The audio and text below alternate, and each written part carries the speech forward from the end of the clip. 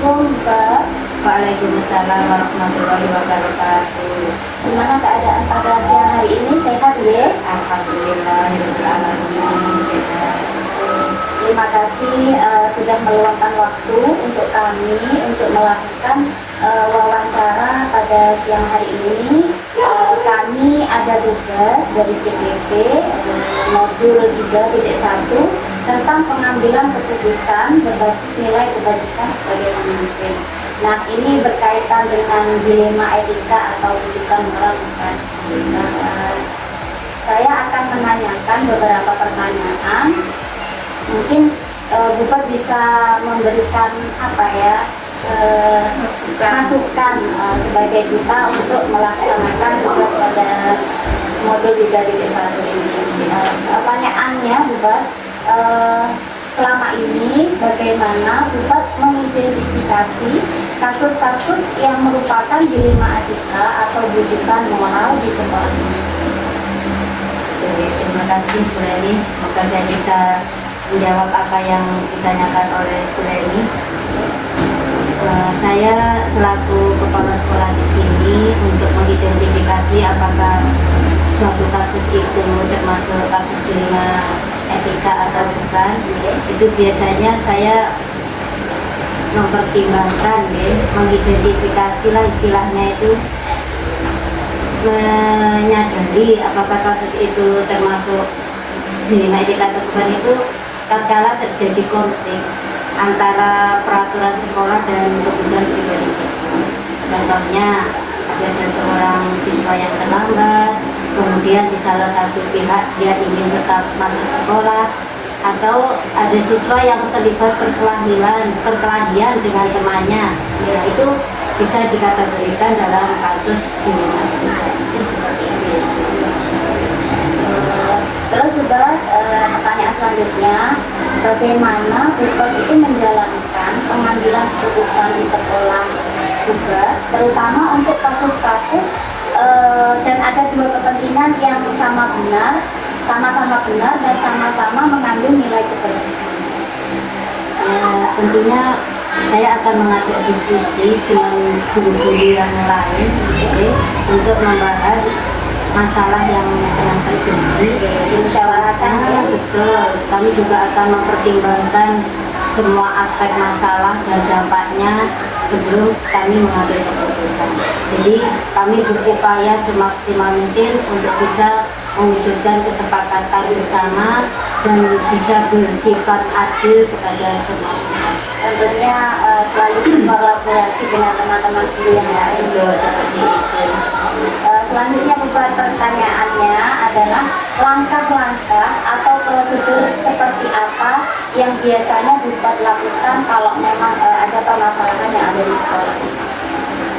Langkah-langkah yang saya ambil ketika ada permasalahan di sekolah, yang pertama saya tentunya mengumpulkan semua informasi yang relevan dengan masalah tersebut. Kemudian saya mengidentifikasi nilai-nilai yang bertentangan dalam masalah itu, dan selanjutnya kami berdiskusi dengan guru-guru yang lain yang guru-guru yang ada kaitannya dengan masalah tersebut.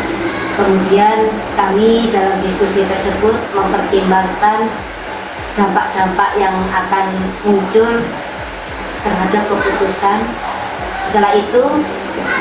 Setelah kita berdiskusi, kemudian kita mengambil keputusan berdasarkan analisa tadi itu dari diskusi tersebut, dan kami berusaha untuk mencapai keputusan yang bisa diterima oleh semua.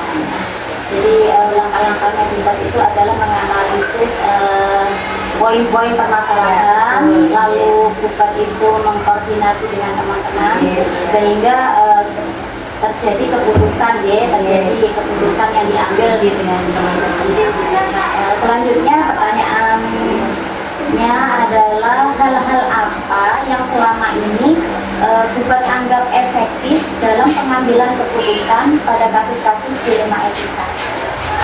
Yang jelas menurut saya hal yang efektif untuk menyelesaikan masalah yang terjadi itu adalah melibatkan berbagai pihak, terutama guru-guru yang ada di dalam sini, kemudian kita berkomunikasi dengan guru-guru yang lain, juga transparan dalam setiap langkah keputusan. Selain itu juga kita ketika berdiskusi itu mengikuti prosedur yang telah ditetapkan dan memastikan bahwa keputusan tersebut sesuai dengan prinsip-prinsip sekolah dalam menjunjung etika yang menghargai nilai-nilai.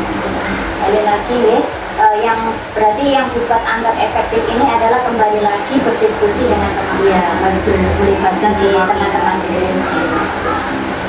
Monggo Bu Mima, pertanyaan selanjutnya. Baik Bu, terima kasih Bu Leni.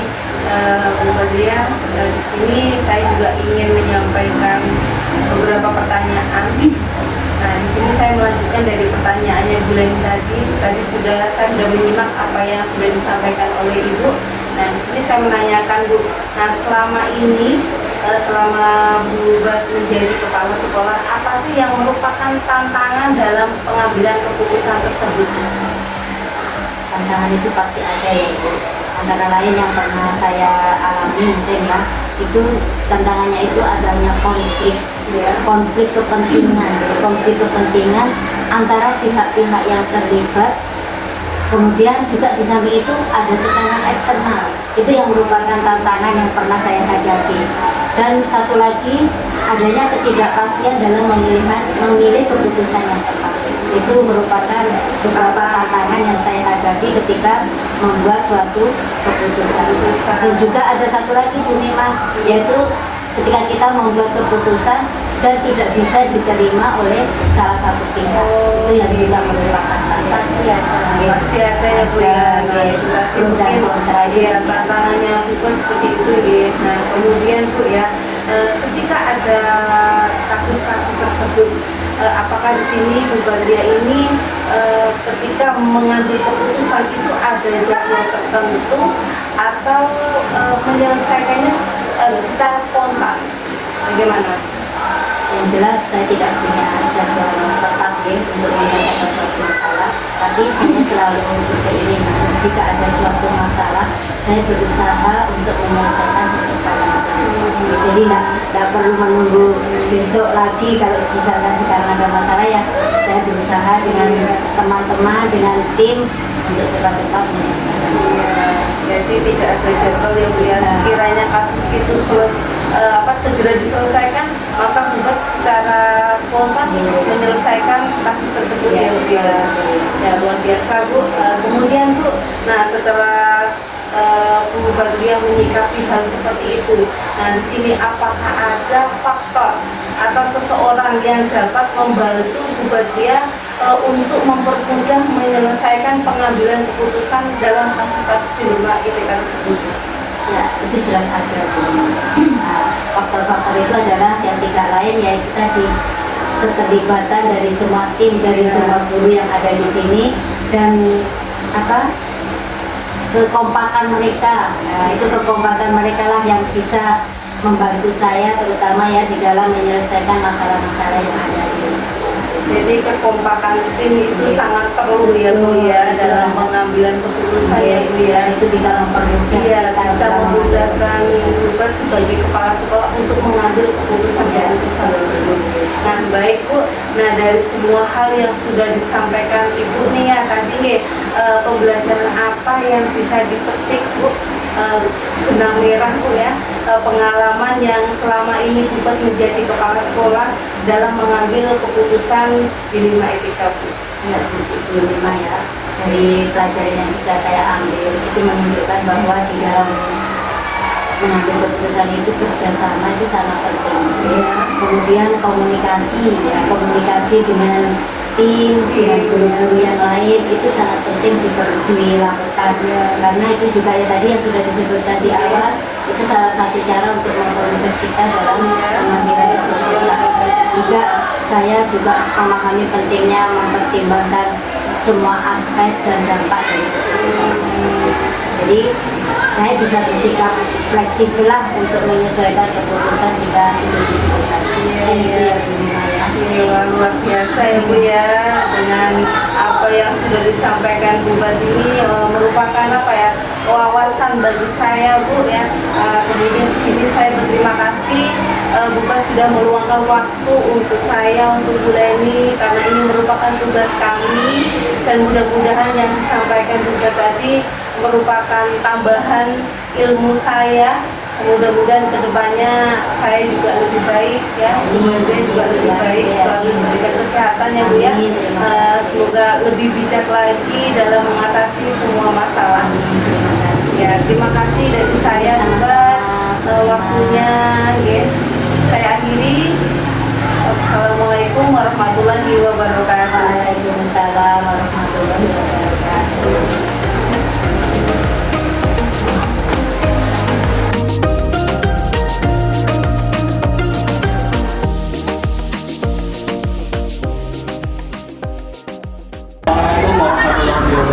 Waalaikumsalam warahmatullahi wabarakatuh. Selamat pagi Bu Is. Kami berdua di sini, saya Fauzi dan Bu Leni, bermaksud ingin sekedar sharing ke Bu Is. Jadi harapannya nanti kita tuh ingin berdiskusi tentang mungkin ada hal-hal yang berkaitan dengan dilema etika atau rujukan moral yang ada di sekolah ini. Nah, mungkin kita bisa menggali jauh lebih dalam tentang pengalaman-pengalaman yang mungkin Bu Is alami. Jadi nanti kami berdua ada beberapa pertanyaan yang mungkin ingin kita tanyakan. Jadi bisa kita mulai Bu Is pertanyaannya. Yang pertama mungkin Bu Is, selama ini ketika Bu Is menjabat jadi kepala sekolah, bagaimana sih Bu Is itu mengidentifikasi kasus-kasus yang merupakan kategori dilema etika atau rujukan moral?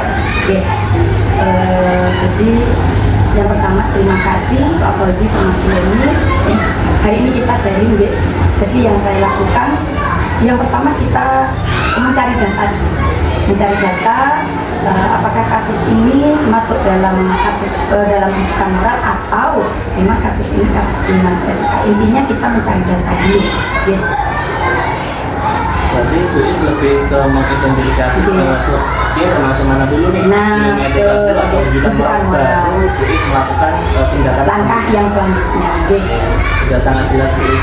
Berikutnya saya ingin menanyakan, selama ini Bu Is nih bagaimana sih menjalankan pengambilan keputusan khususnya di SD ini, terutama untuk kasus-kasus di mana ada dua kepentingan yang memang terlihat sama-sama benar atau sama-sama mengandung nilai kebajikan universal.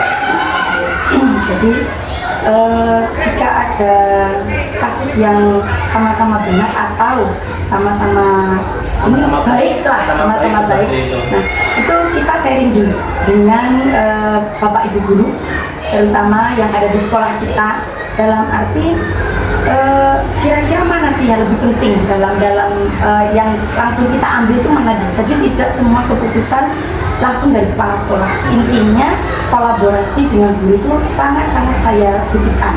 Jadi walaupun kita sebagai kepala sekolah, pimpinan tidak boleh kita serta-merta mengambil keputusan. Jadi kita kolaborasi Pak Fauzi dengan guru. Berarti pertama diidentifikasi dulu, kemudian Bu Is lebih mengedepankan asas kolaborasi, musyawarah juga. Jadi memang dua hal itu yang mungkin ditekankan sama Bu Is.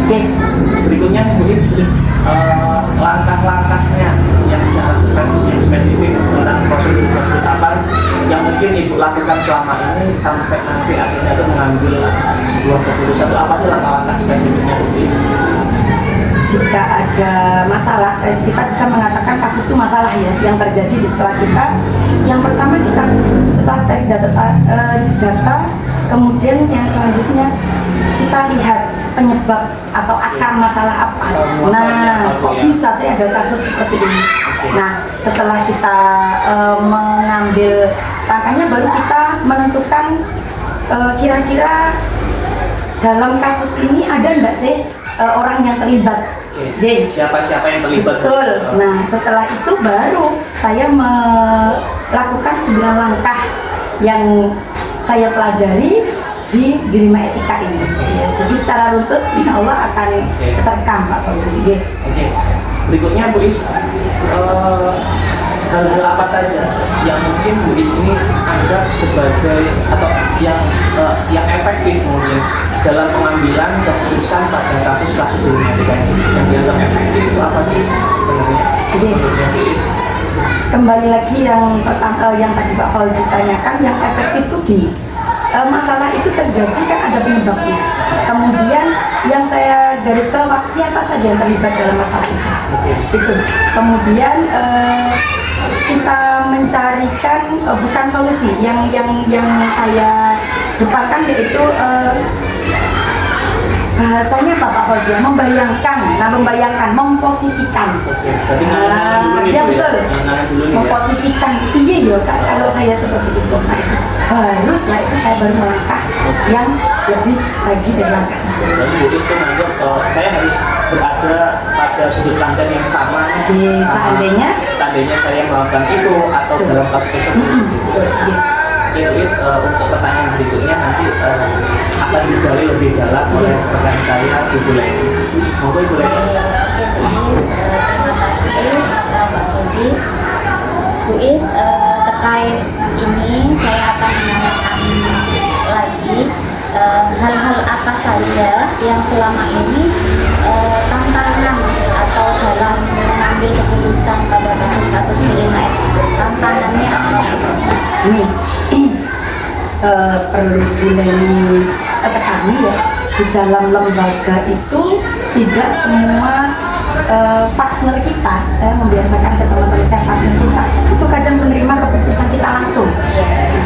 Jadi masing-masing orang itu kadang tidak sepaham dengan kita. Mereka punya argumen-argumen sendiri. Nah, saat saya mau mengambil keputusan, itu saya tawarkan, Bapak Ibu, kira-kira kalau saya seperti ini, salah nggak menurut jenengan? Nah, itu selalu saya tawarkan. Nanti masing-masing teman-teman itu akan memberi masukan. Kemudian setelah mereka memberi masukan itu, kita ambil yang terbanyak, katakanlah ya. Dan saya dari pengambilan keputusan tidak serta-merta manut ke mereka. Tetap saya memberi acuan. Oke, kalau kita memakai opsi A, nanti akan ada seperti ini. Opsi B seperti ini. Kita cari yang efeknya minim sekali untuk kita mengambil keputusan. Gitu, boleh. Jadi dimusyawarahkan dulu. Oke. Terus pertanyaan selanjutnya, apakah Bu Is memiliki sebuah tata cara atau jadwal tertentu dalam sebuah penyelesaian kasus kriminal, atau langsung di tempat, atau memiliki sebuah penyelesaian atau bentuk prosedur seperti apa yang Bu Is jalankan? Jadi kalau ada jadwal tidak. Kenapa? Kasus atau di masalah itu kan datangnya tidak ada jadwalnya. Nah, ya, jadi saat terjadi suatu masalah, saya biasanya mengambil tiga poin dulu. Yang pertama tadi saya mencari data dulu. Kemudian yang kedua, katakanlah Bu Dini nih yang ada masalah, ya katakanlah kita Bu Dini. Nah, saya cari ke Bu Dini, benar enggak, menanyakan kebenaran, benar enggak ada info seperti ini. Nah, setelah itu baru saya memikirkan kira-kira yang perlu saya utamakan yang mana dulu. Kadang masalah itu boleh nih, ada yang benar-benar kita harus memperjuangkan masalah itu, ada juga kita harus benar-benar membicarakan yang apa adanya. Nah itu, jadi kita mencari dulu komunikasi lah, intinya suatu masalah itu dikomunikasikan. Gitu. Oke. Bu Is, pertanyaan selanjutnya, adakah seseorang yang membantu atau mempermudah Bu Is itu dalam mengambil keputusan dalam kasus-kasus kriminal etika yang ada di sekolahnya Bu Is? Ya, ada Bu Leni. Jadi selama saya di lembaga ini, saya selalu memuliakan, ya bahasanya memuliakan para senior saya. Sebaiknya bahasa senior memang tidak, tapi saya menganggap beliau-beliau itu yang lebih paham karakter wali murid saya, lebih paham karakter teman baru-baru saya ini, karena beliau sudah ada yang 20 tahun lebih, ada yang 15 tahun lebih. Jadi saat saya mau mengambil keputusan, saya ajak untuk bertiga. Kita punya 3 senior di sekolah saya, jadi Bapak dan Ibu 2. Pak, Ibu kira-kira kalau ingatan itu salah betul deh, tersinggung enggak ya nanti saya seperti ini, itu boleh. Jadi melibatkan guru yang lebih sepuh, yang sudah paham karakter dewan guru saya dan wali murid saya karena beliau sudah lama. Gitu. Satu pertanyaan lagi, Is. Dari semua hal yang telah disampaikan, yang tadi dari Pak Fauzi juga, pembelajaran apa yang Is petik dalam pengambilan keputusan dilema etika ini? Jadi dalam kasus dilema etika ataupun seandainya kasus tadi, yang terpenting menurut saya adalah semua keputusan yang saya ambil tetap melibatkan semua partner saya, semua dewan guru saya. Kita kolaborasi dengan elemen yang ada di sekolah itu, bukan hanya guru, bisa komite, kita mencari datanya. Kemudian yang kedua, semua keputusan yang saya ambil tetap berpusat pada siswa, endingnya akan ke sana. Jadi anak-anak kami merasa enjoy di sekolah kami. Kemudian yang ketiga, suatu masalah itu akan selesai jika kita berkomunikasi dengan enjoy. Jadi pasti selesai, tidak ada gap antara KS dan guru. Jadi saya selalu mau berbincang dengan teman-teman itu betul, jika ada masalah itu bahkan ayo Bu, kita ngopi, nah lebih enjoy daripada kita memanggilnya di luar sekolah. Bu Is, jadi itu tadi serangkaian hal yang ingin kita tanyakan. Sebelum menutup acara wawancara kali ini, kita berdua mengucapkan terima kasih banyak sama-sama. atas semua sharingnya. Kita banyak mendapat insight-insight baru. Jadi terima kasih, semoga ini bisa menjadi pembelajaran kita ke depan. Semoga jadi bekal yang baik untuk kami jika suatu saat diberikan amanah untuk memimpin atau menjadi kelas-kelas seperti ini. Kurang lebihnya mohon maaf sekali atas semua apa yang kita tanyakan tadi. Assalamualaikum warahmatullahi wabarakatuh.